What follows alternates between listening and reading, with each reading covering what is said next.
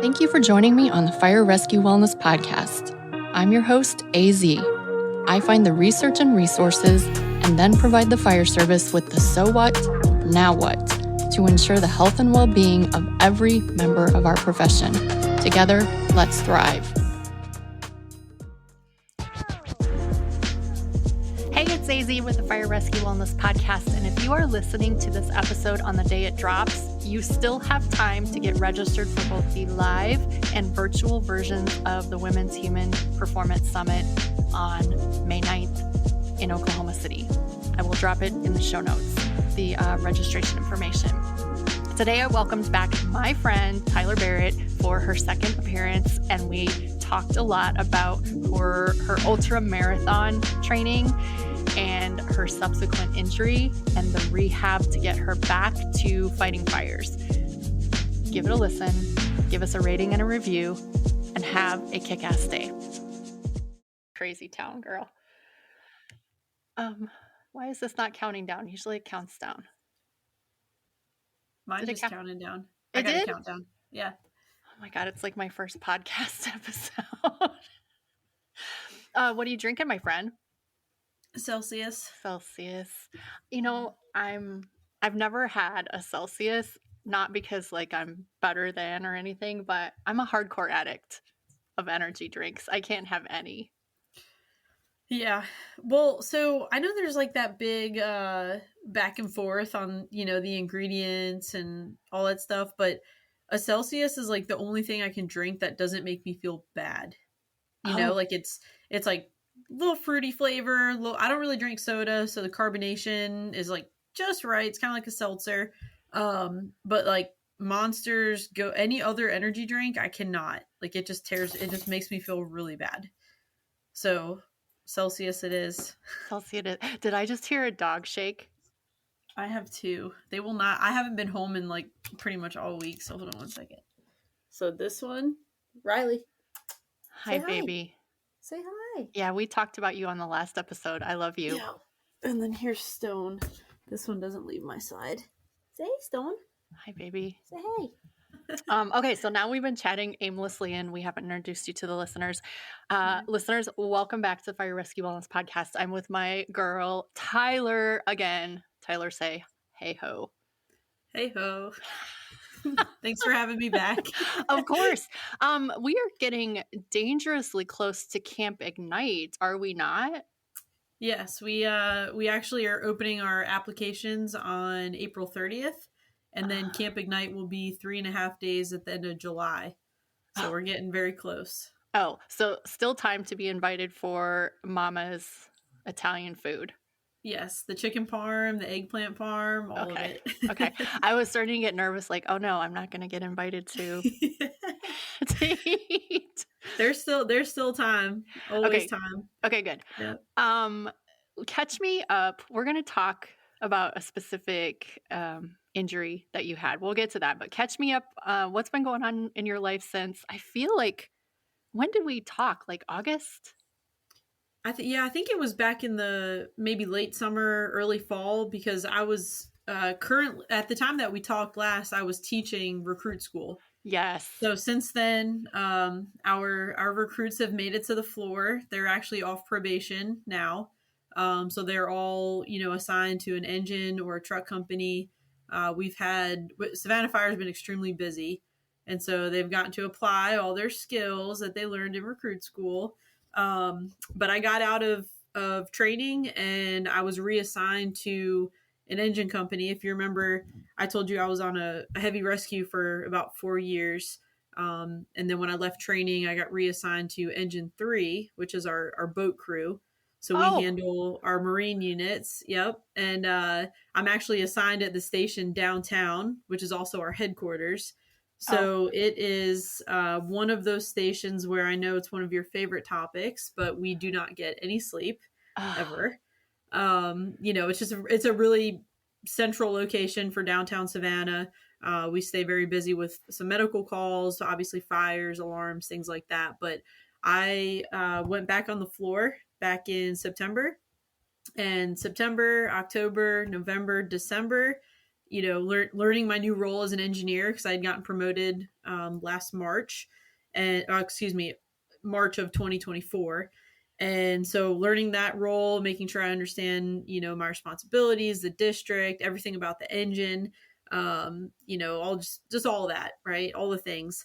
And so then fast forward to December, I had my second 100-mile race on December 28th, and finished it. I completed the event, but I ended up having two partially torn tendons, possible stress fracture, which they were unable to tell based on the amount of fluid that was just in my ankle. And so, um, lots of doctor visits, 8 weeks of crutches, and that had me out from January until April 3rd. So I have just recently gone back to work, working, our 24-hour shifts, my 48 hours off in between, but just now getting back to reality, back to a routine.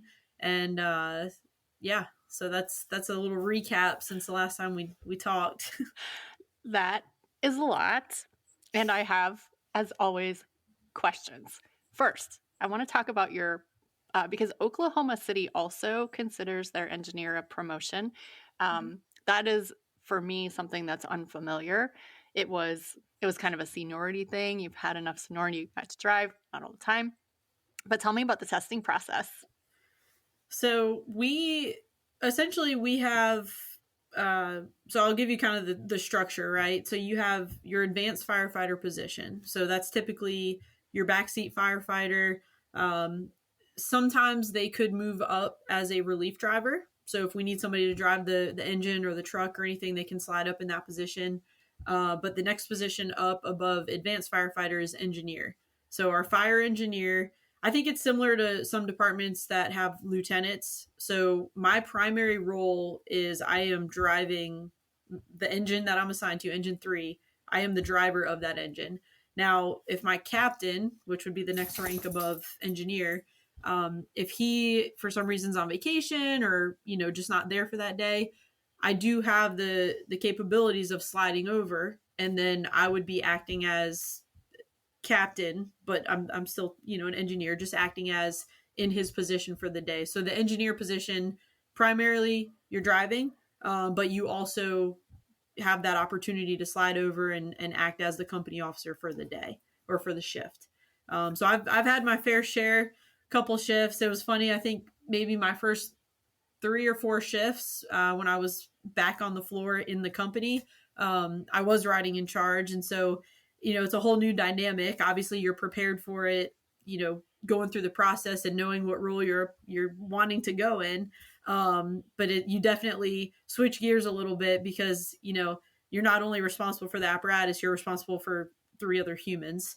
But it's been great. I've learned a lot. And, even with being out for 3 months, I was still able to do a little bit of, training from home and reading and listening and watching and just tidying up on some of those skills that, when I'm not physically there, I was able to get a grasp on, if you will.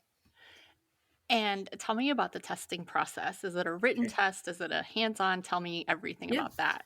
So we, our department hires an outside company that comes in, and typically they give you, I think it's maybe 4 or 5 months. They'll put the announcement out, so it's coming soon. And then they schedule a meeting with this company to prep you on the entire process. So it's very thorough, very detailed. You're going to start with this, move into that, etc. So the first part of it, we have a written test, and we had 3 textbooks and 1, I'll call it a manual, but it was essentially, our policies and strategic goals, strategic plans, all that for the city and the department. So you have 3 textbooks plus that lovely manual. And the written test consisted of 100 questions. It was funny because I'd been studying, I made my little calendar, I knew what chapters I was doing on which day.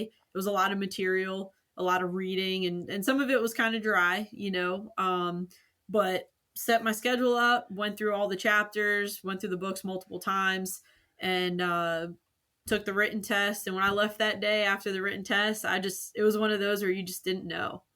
I prepared so hard for it. But I think with everything going on and all of the material I read multiple times and just the adrenaline and just the excitement, I left there and I was like, this is gonna be real close. It's gonna be, I'm in or I'm not. So took the written test, ended up passing that. This was the first year that we used this company to host our assessments for promotion, and so it was definitely an experience because I had never gone through any promotional process prior to that. Um, so I took the written test, and then the following day you have to do a practical. So it's a series of essentially pumping evolutions. They bring you out there. They have a lot of hose on the ground. Different things going on. Don't want to disclose all that fun stuff because they're actually getting ready to do another test here soon. But they give you a couple note cards and they say, hey, whenever you're ready, let us know. And you go through the tasks and you have to complete them, 100% accuracy. And the crazy thing was you had to wait until everybody got done with the written and the practical before they, sent you an email that said, congratulations, you have passed, the assessment and the practical. Or unfortunately you haven't passed it. So I just remember being on shift the day of the practicals and waiting until that afternoon, and people were getting emails saying, hey, you didn't pass this and that. And there was a few of us that were in a group and we're just like, okay, well, we haven't gotten anything, so maybe that's a good sign. And they say no news is good news. Well, it was really good news because I did pass and got on the list. And after the written test and the practical, you go through what we call an assessment center. And this is really where I think departments can get creative, but kind of hone in on who they're looking for in these positions to promote, right? So the assessment center has 3 different parts. There's no generic interview, tell us about yourself, what's your strengths. There's nothing like that. There was a activity where you step into the role of a company officer. You always have that tactical exercise where you're running a scene. How are you going to go about that? And then there was another section of just some other questions, how you would be in a role of an engineer or a role of a captain. And that is where you get graded or scored, if you will, and put on a list. And then from there, the list is kind of fair game. Obviously they go down the list, and when they have X amount of spots open, they interview so many people. But it was quite the process, and a lot of energy and time and consideration went into preparing for it and then getting through it. But yeah, so that was that. And final question about that. Sure. Do you then end up maybe switching shifts? There's an opening on a different shift, and so they move you, or do you promote to your own shift? So it's really it just depends on staffing and if we've had anyone retire or be reassigned or anything like that. So I was very lucky when I got promoted. I was able to stay on my shift. I just relocated to a different battalion. So I went from the South Battalion to the North Battalion. But we do have some cases where you get promoted and they may need to move you to a different shift because there's an opening here or there's an opening there. So it's all situational. Nothing is really set in stone that if you get promoted, you're being moved. But like I said, I was very lucky. I got to stay on my shift with a lot of the the firefighters that I had already been working with for the last 8 years. So, well, congratulations and welcome to driving. It's a lot of fun. Yeah, I love that. And you guys don't run ambulance service, remind me. It's private? No. Okay. No, we do not. So the county actually covers EMS. Now we specifically, my department, we have a list of 9 calls that we will run medical that are traumatic injuries, like your really hot top priority calls. We're not going to run my stomach's hurt for 3 days. I want to go to the hospital now. Good and bad to it, right? There's a lot of times that we're able to get to these locations and these scenes before EMS and just start patient care. And we work very well with the county when it comes to running those medical calls. But we've had a lot of different scenarios where we were able to make a pretty significant difference. So, but no ambulances. I And can we'll only see if we imagine go your that lack of direction. sleep if you ran all the Yeah, EMS calls. Oh my gosh. right. Well, Are, on top of that, Savannah is a very popular destination, beautiful city, lots to do, especially the summer's coming up, holidays. You know, Thursday through Saturday nights, Thursday, Friday, Saturday nights, those are usually our busiest. But, um, sometimes it's just like I guess last night was Thursday, but, some nights you just have a couple alarms or, structure fire calls. And, um, our call volume increased by 3 or 4 thousand calls like the first 2 years that we started running these additional 9 medical calls. And so, yeah, the sleep factor is it's definitely a concern. But the good news is, and it's everywhere, I think, but in the fire service lately, I feel like firefighters and chiefs and personnel are paying more attention to sleep because they have to, right? Not just on duty, but it makes a huge difference off duty, if you're not sleeping and you're not taking care of yourself. So I think there is that starting to play into how firefighters are taking care of themselves, which is a great thing. So Amen, sister. Say it louder and take your creatine. yes, Okay, always. I want to dig into this. I heard you say something. You ran your second 100-mile race. Please tell me when you ran the first 100-mile race. So I'll just start with 2024 was like the year of running for me, right? So Clear. it was the year of running and then the year of we're going to stop running for a little while. But January 2024, I did my first 100-mile race here in Savannah. It was actually at Wormslow, which is a state park, beautiful park, trails, all that. It used to be a plantation back in the day. And so I did my first 100-mile race there. Very comfortable course, flat, trails, some roots that will absolutely tear off your toenails if you run into them a couple times. But I did that one and, came out of it, no injuries, obviously a little sore when you get done, running and moving for 26 hours straight, not sleeping, which I know you don't want to hear that, but you keep going. And that's actually kind of one of my mantras, and we'll get into that. But yeah, so I did 100 miles in January, and it took about 14 days off from running. I was still doing mobility, stretching, lots of recovery, ice baths, Epsom salt baths, foam rolling, you name it, massage. That was a good reason to go get some massages. But January I did that. March I did a 50-mile race of Okay, 20, press still in pause. 2024. Press pause, baby. After my first marathon, so 26 miles, not 100 miles, 26 miles, I had to walk backwards down the stairs for like 3 days because I was so sore. I can't imagine. Okay, I just had to have an outburst. Continue. I'll tell you, it was funny because all of my preparation for that was my first 100-mile race. Wasn't my first ultra, but it was my first 100-miler. So all of my preparation, because these races are very, you have to be very strategic in your planning. You're not, obviously, right? You're not just, signing up today for a race next week and, I'm doing it. Like we're talking about, I started training in June of 2023 for that race. And so it's a lot of preparation, your nutrition, your hydration, how your body feels, if you have any, hot spots, if this muscle hurts or you tweak something, you have to be very cognizant of what you're going to be putting your body through. And so all of my preparation leading up to my game plan, I had a certain interval that I was running throughout that whole 100-mile race. I'm sticking to this amount of jogging, running, and then I'm walking for X amount of minutes, and I just repeated that, right? All great.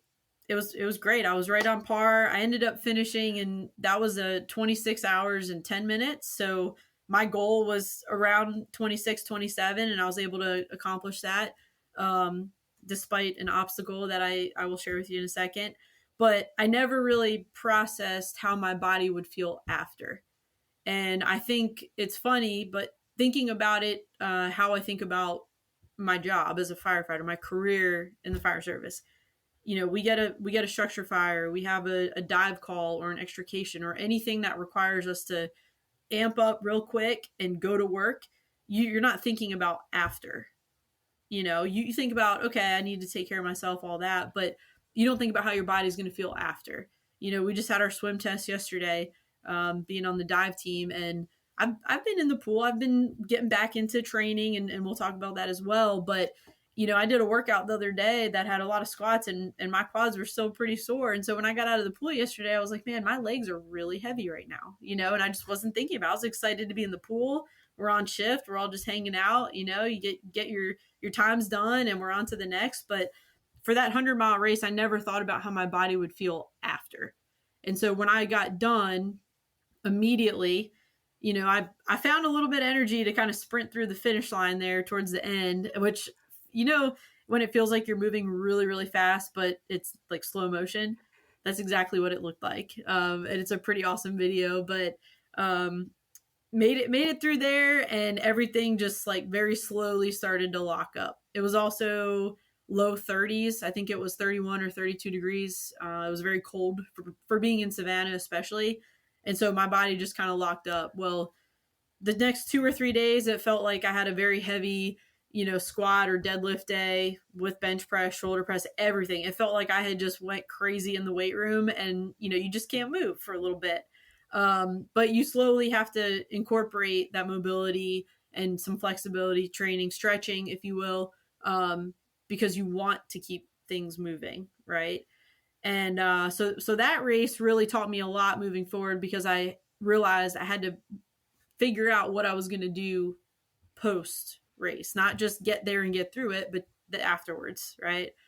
So yeah, moving into March, I did a 50 miler out on Defusky Island, cute little island out in South Carolina. And I was able to lock in a little bit better on the afterwards and taking better care of my body, when the race was over. Locked in on my nutrition, my hydration. During the first 100, had a little debacle with my stomach and all that, some GI issues. The gel packets that you see marathoners use a lot. Well, ultra runners use them too. But they're your timing when you're using them, because they're carbs, they're sugar, that some of them have caffeine, amino acids, all that good stuff. Well, I was very gel happy that day, and I just consumed a little bit more than I needed. And so it caught up to me. So for a couple hours, it was, Tums and ginger ale, just trying to work through that as my nutrition.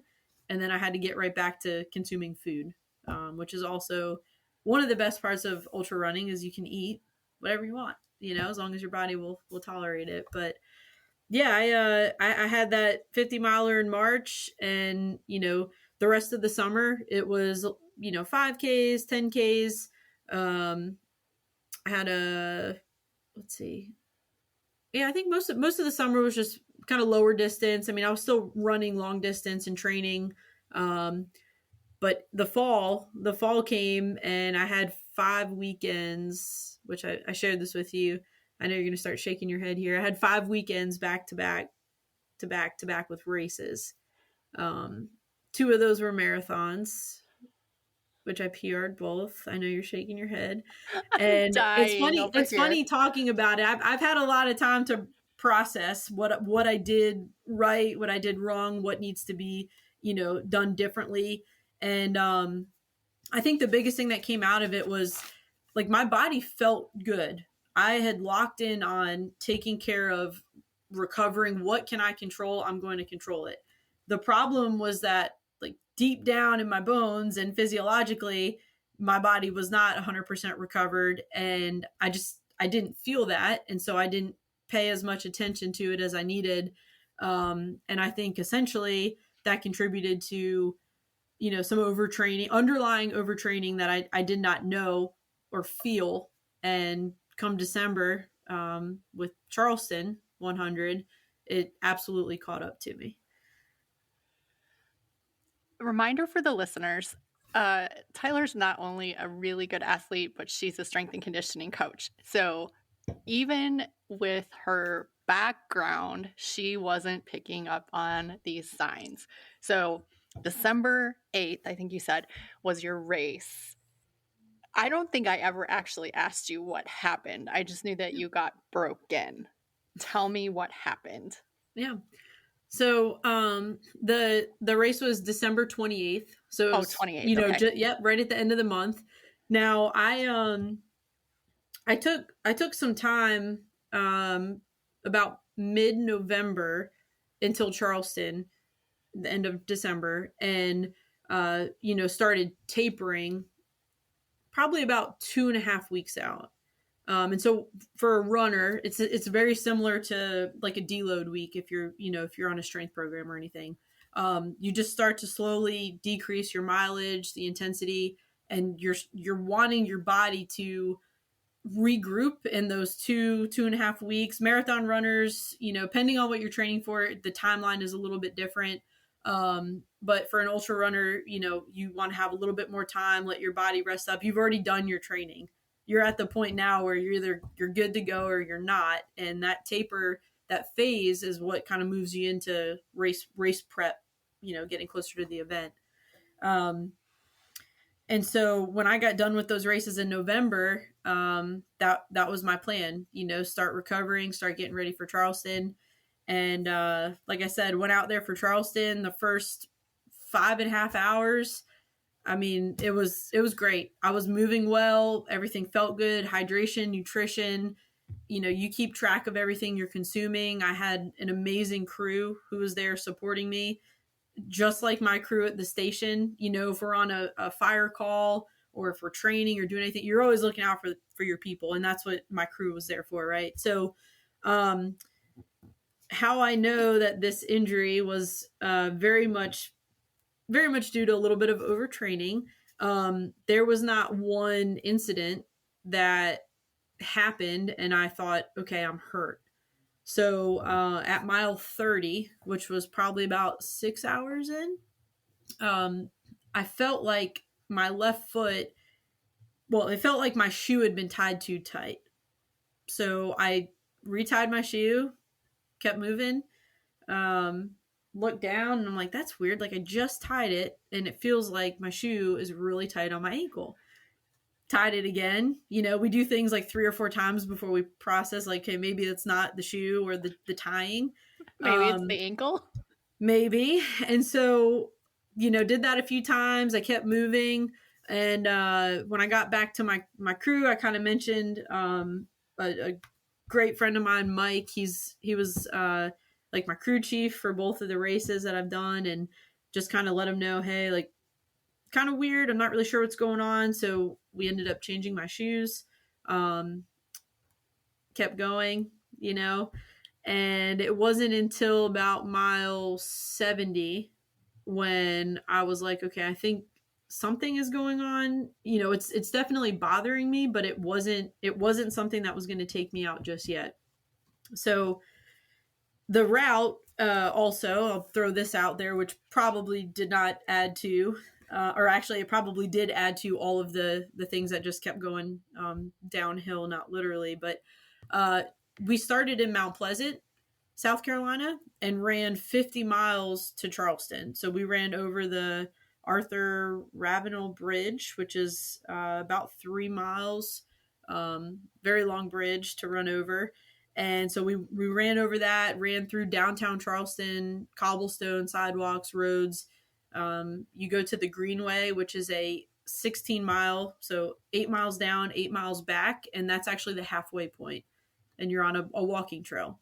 So there was really no support. There was no soft part of this race. It was mostly road running. And of course, I don't think that really helped my situation. But once I got to about mile 80, 85, it was game on. getting closer to game over. My ankle was bothering me pretty good. I had some friends that were running with me. They were pacing with me, and it got to that point where I was a little more emotional than I've ever been because of how bad my foot started to bother me, and made it through 85, made it through mile 90. I got over the last little bridge, put us at about mile 94. And now I think it was about 3 o'clock in the morning. Had been going for 23 hours. That was the time my pace had also gotten drastically slower, right? I was doing a lot more walking at mile 80, 85, and I could feel that. And I was compensating a little bit. I adjusted how I was running and walking for comfort. Well, when I got over to mile 94, they were like, all right, sit down. I have a very good friend there who's a physical therapist, and she's on my team, and she's a runner as well. So she's like, I have to look at your foot. I have to take your shoe off.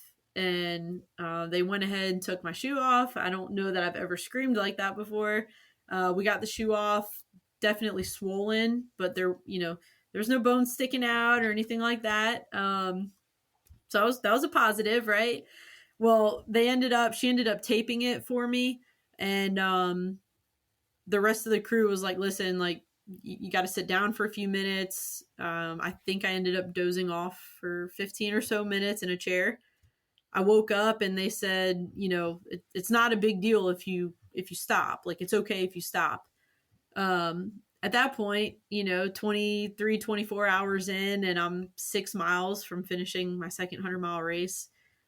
It was very difficult to pull the plug, but what it came down to was they said, if I was able to walk or jog, which it was mostly a walk at this point, but from the point that we were at to a stop sign, which is about 10, 15 feet away, without anybody helping me, without, crawling to that point, we could talk about continuing. And I did. I had a little burst of energy there and just kind of remembered all of the training, all of the hours, everything that I had poured into that race. And I was able to power through, but it took about 3 hours to walk 6 miles because I was essentially done running at that point. But I was able to finish, got through, and it was a lot of pain. It was excruciating. I've never felt that. Shocking. Yeah, I've never felt that much pain before. But there are some really good things that came from this, right? Because knowing like what I went through, 3 months of being off of work, a couple weeks, nice vacation, a month, 2 months, 3 months. I mean, that was pretty brutal. Especially, me, I'm a very busy person. I'm involved with our peer fitness team, Camp Ignite, recruiting. The fire department is a lot, it means a lot to me.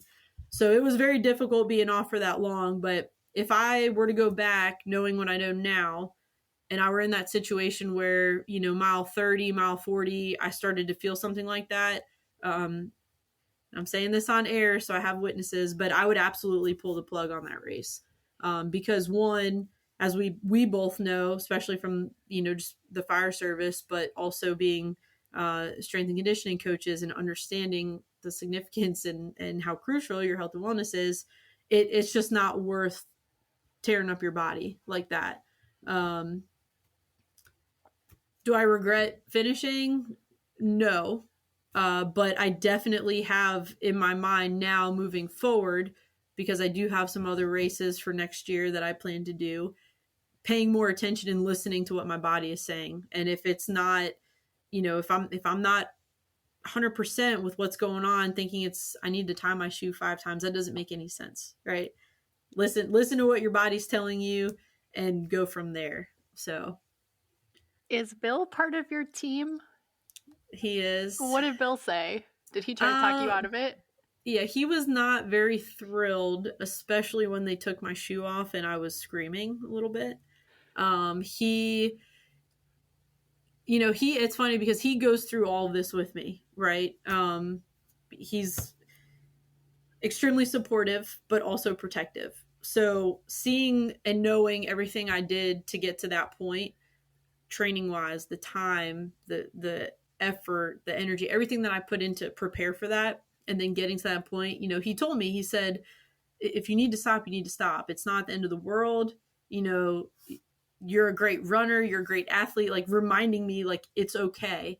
Um, and he supported that. And then he also supported me when I said I'm going to keep going. He walked the last 6 miles with me, and just to throw this out there, he loves to work out. He lifts, he has his routine. Running is not really his thing. Neither is walking. He just cardio. He'll do stair climber, whatever, the bike, the rower. But walking and running, unless he's got like a weight vest or something and he's rucking, he's not really a fan of running.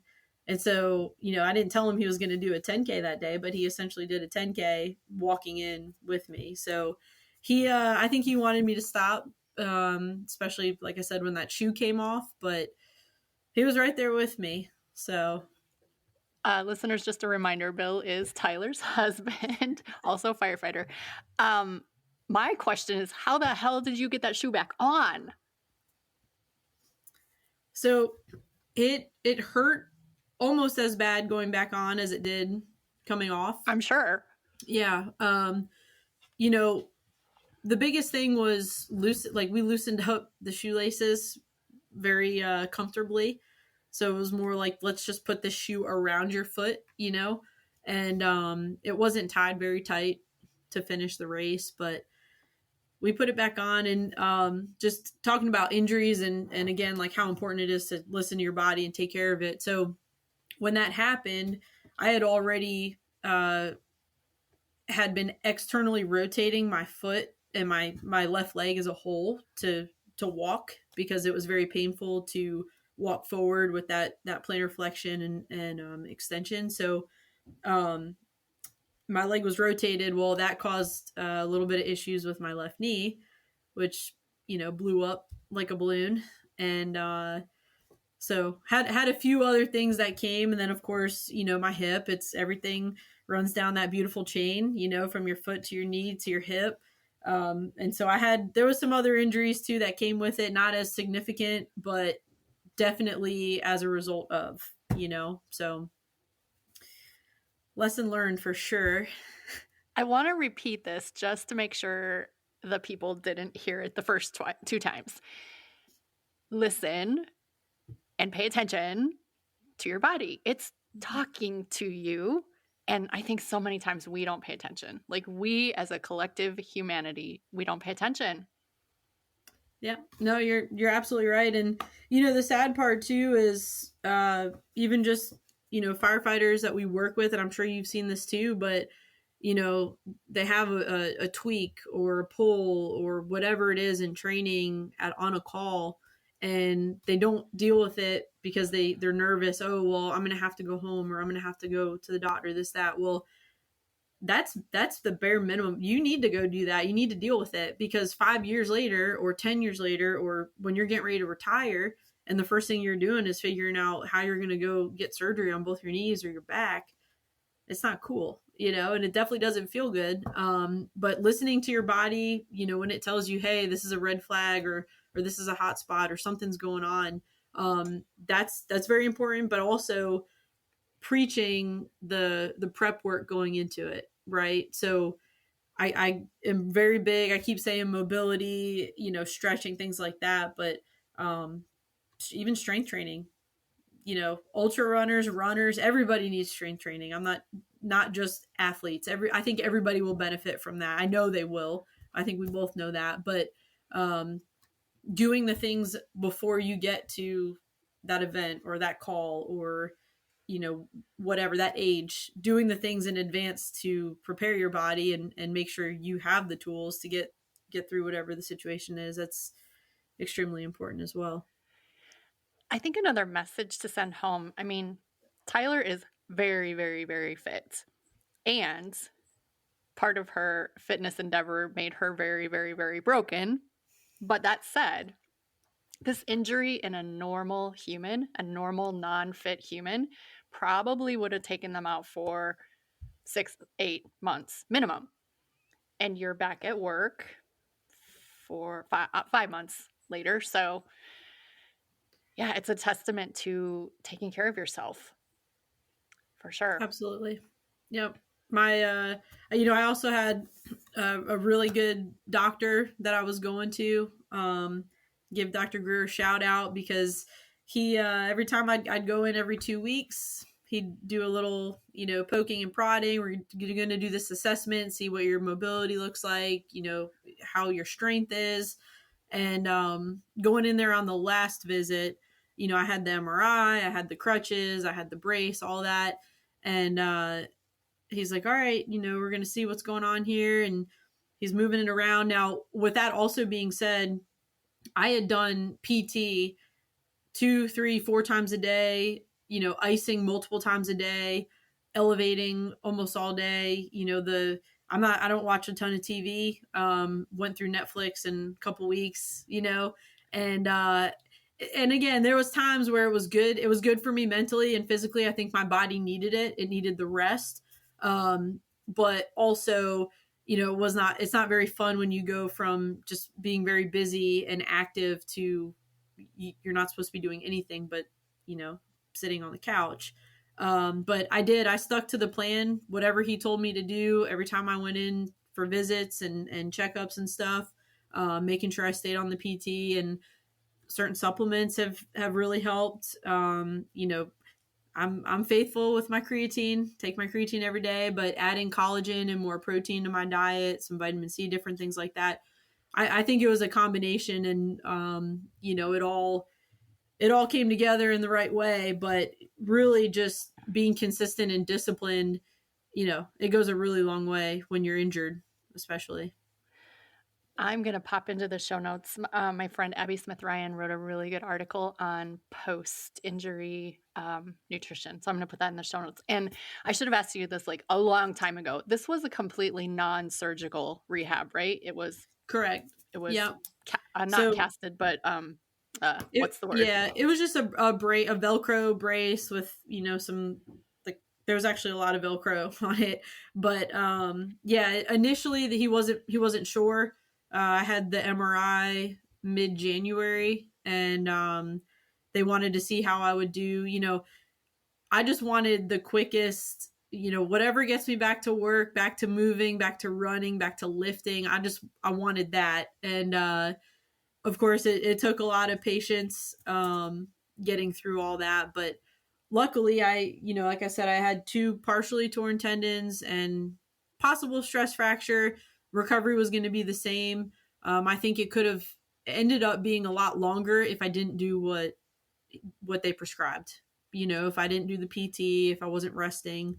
I did find some creative ways to work out. A couple weeks into it. Yep. So, I ended up doing I got a doctor's note that he let me crutch a mile, and my under my arms wasn't very happy, but it felt great to move and do something that was challenging. I think it's just part of our brains, especially as first responders. Like you're always looking for something to keep you motivated and challenged and pushed. And so I did that. I was able to do upper body, anything that was, and core, as long as I was seated and non-weight bearing on my ankle. So I found ways to continue to stay, in the best shape that I could, considering.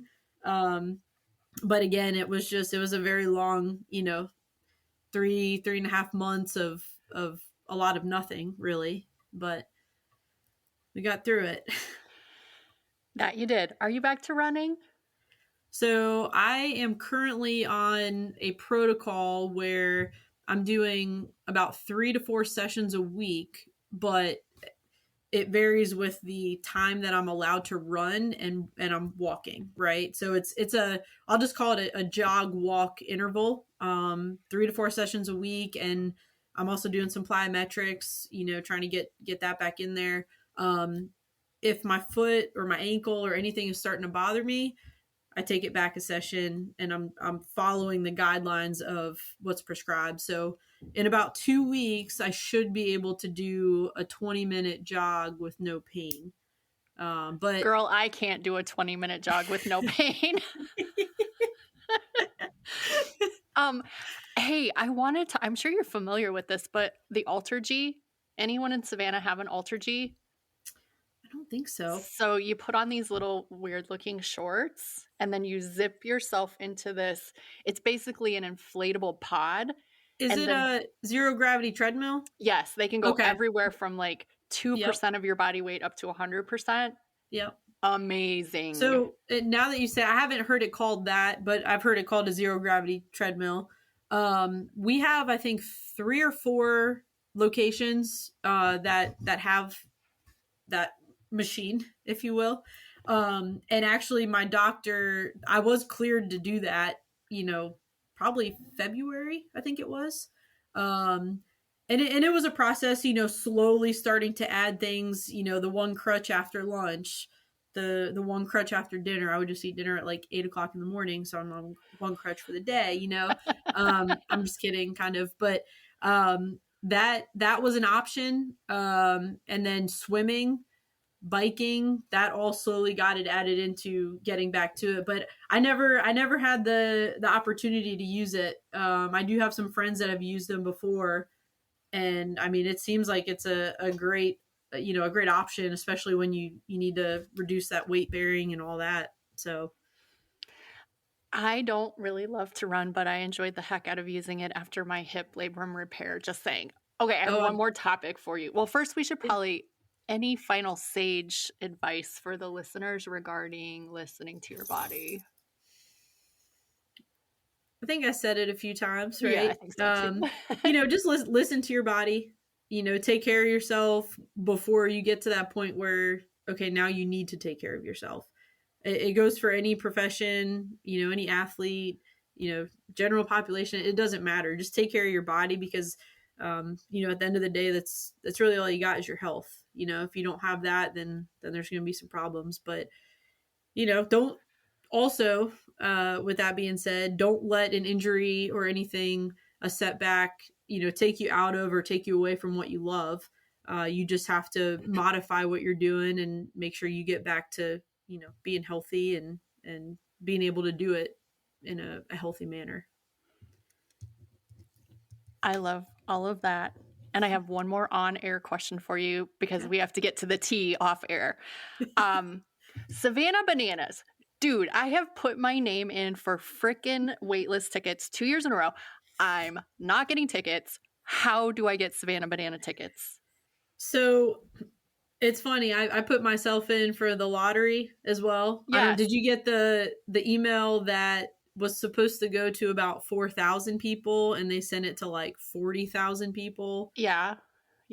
So I got that email as well. And I was like, wow, like I'm actually winning something. This is great. Like luck is going up, Yeah, no. It's really difficult to get tickets with them. They sell out very quickly, but we can talk about that because I do know some people and they always have little Facebook groups and pages where people are trying to sell tickets and it's verified. It's it's not scams or anything like that. The fire department doesn't stand by at Bananas games? No. So they do have the county EMS. Oh, so that's the only thing, that would be a benefit if we're running EMS like that. It's the same thing with the Ghost Pirates. We have our hockey team. And actually the Savannah Bananas have the firefighters. I know. And the party animals. We will work on, and the party animals. We will work on a firefighter party animal banana trip with chicken parm, eggplant parm. We'll just make it one whole ordeal. Oh my God. I don't know if my heart can take getting to see you, having chicken parm, and the bananas all in one trip. But I'll power through. Yeah. I'll power through. Oh my God. Okay. I think we can drop the mic. So everyone, listen to your body. This has been AZ and TNB, and we are officially out. Thanks for joining me, Tyler. Thank you again for having me.